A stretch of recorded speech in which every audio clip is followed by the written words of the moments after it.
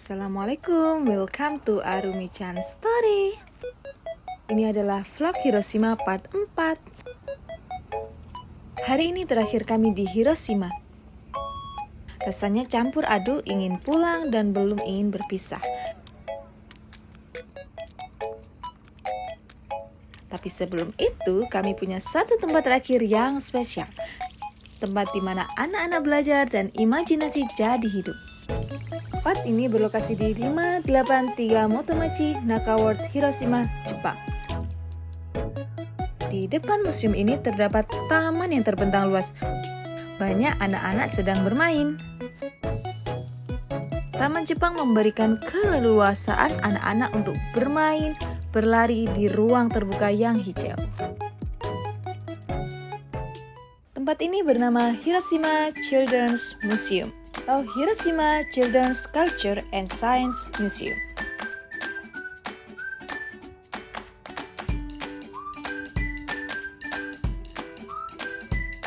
Museum ini berada di pusat kota Hiroshima dan tidak jauh dari Atomic Bomb Dome.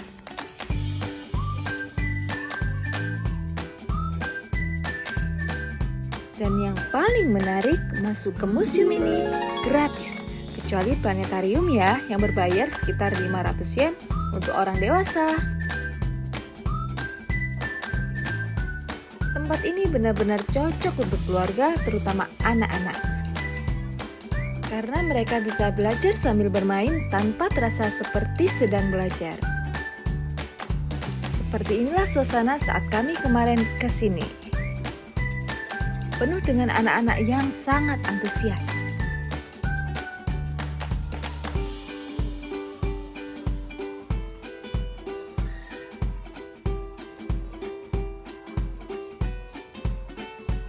Jangankan anak-anak, kami sebagai orang tua juga banyak belajar dari sini.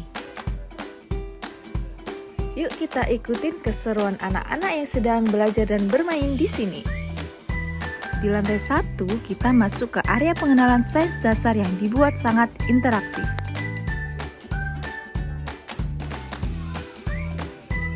Ada area eksplorasi di mana anak-anak bisa belajar sambil bermain. Bahkan ada zona petualangan seperti jungle gym yang bisa dinaiki. Selain itu, ada juga area yang menampilkan fenomena seperti listrik dan cahaya dengan cara yang menarik dan seru. Jadi, di lantai ini semuanya benar-benar dibuat untuk membangun rasa ingin tahu anak sejak awal.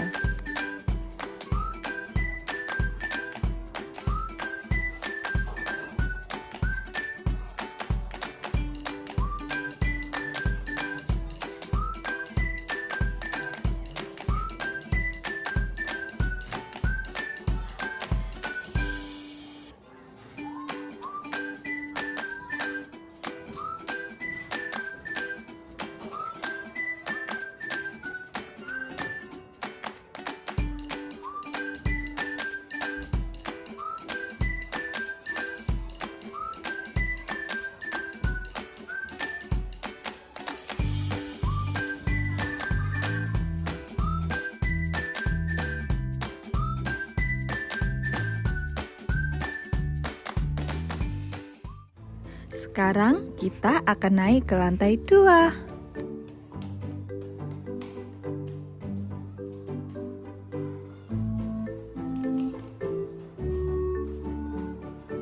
Di lantai 2, kita langsung disambut dengan berbagai alat sains yang interaktif.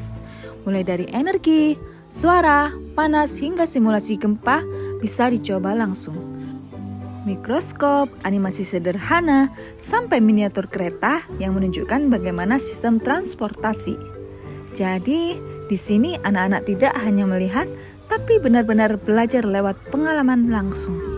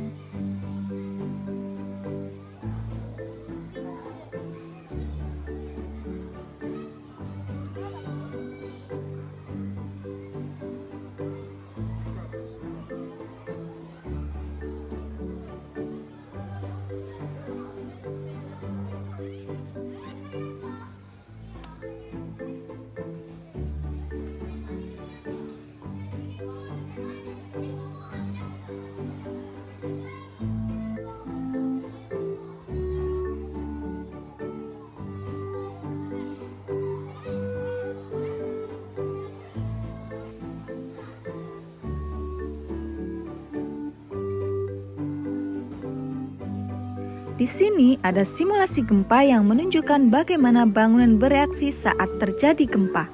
Kita bisa melihat rangka bangunan yang digoyangkan dan juga balok berisi air yang bergerak mengikuti getaran. Semakin kuat gempa yang disimulasikan, semakin besar juga gerakan air dan bangunannya.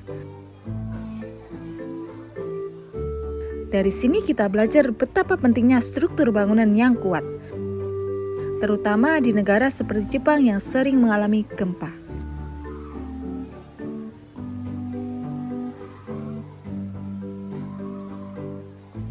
Di sini juga ada alat yang menjelaskan bagaimana kartun dan film dibuat. Ternyata animasi itu berasal dari kumpulan gambar diam yang ditampilkan dengan sangat cepat. Saat gambar-gambar ini digerakkan, mata kita akan melihatnya seperti bergerak.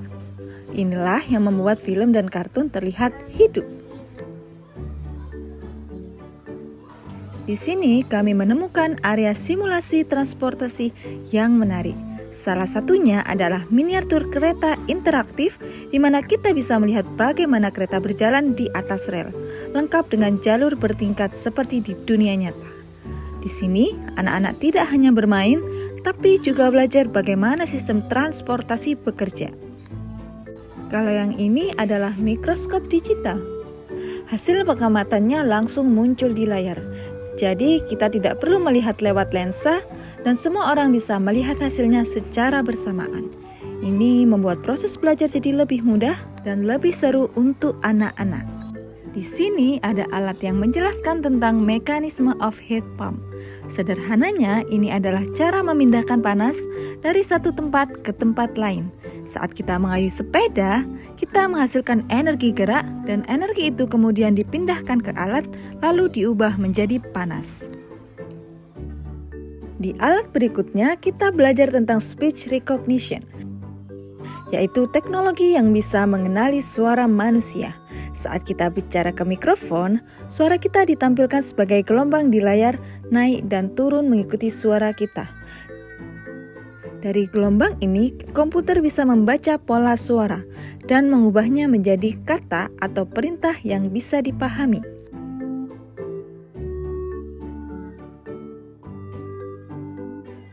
Di sini juga ada alat termografi, yaitu teknologi yang bisa melihat panas dalam bentuk gambar. Jadi, panas yang biasanya tidak terlihat, sekarang bisa kita lihat sebagai warna-warna di layar. Sebetulnya masih banyak alat-alat edukasi lainnya, namun ayo kita sekarang ke lantai 3.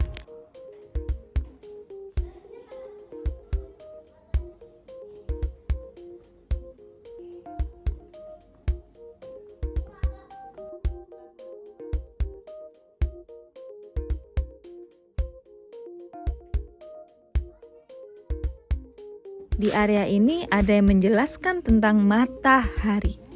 Mulai dari bintik hitam di permukaannya yang disebut sunspot, sampai semburan api besar yang dinamakan prominence. Setelah belajar tentang matahari, kita juga lanjut ke bagian luar angkasa. Di sini kita bisa melihat berbagai galaksi yang indah, termasuk galaksi Andromeda yang terkenal itu. Rasanya jadi kecil banget ya, kalau dibandingkan dengan luasnya luar angkasa. Tapi justru itu yang bikin kita makin penasaran dan ingin terus belajar tentang dunia di luar sana.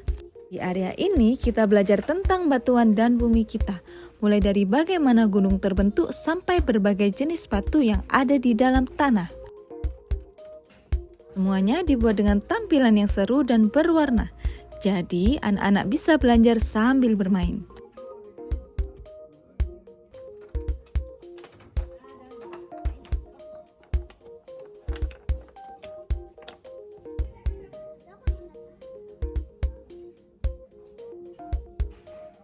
Setelah menyusuri bagian lantai 3, ayo kita naik ke lantai 4. Di lantai 4 sebenarnya ada planetarium yang bisa kita kunjungi. Tapi untuk masuk ke dalam, kita harus mengikuti jadwal pemutaran yang sudah ditentukan. Sayangnya saat kami datang, jadwalnya belum pas dengan jadwal kami yang akan kembali ke Okayama. Jadi kami belum sempat menonton. Mungkin lain waktu kalau kesini lagi kita bisa coba pengalaman seru melihat bintang-bintang di dalam planetarium ini. Seru banget ya jalan-jalan sambil belajar seperti ini. Banyak sekali hal baru yang bisa kita lihat dan pelajari, apalagi untuk anak-anak. Kalau kalian ada kesempatan ke sini, jangan lupa mampir ya. Dan jangan lupa juga untuk follow dan share supaya kita bisa explore tempat seru lainnya bersama-sama. See you on the next video. Bye-bye. Hari terakhir di Hiroshima, kami menutup perjalanan di Hiroshima Castle, beri makan ikan koi, berjalan mendekat kastil dan menempelkan stempel sebagai kenangan. Sederhana tapi berkesan.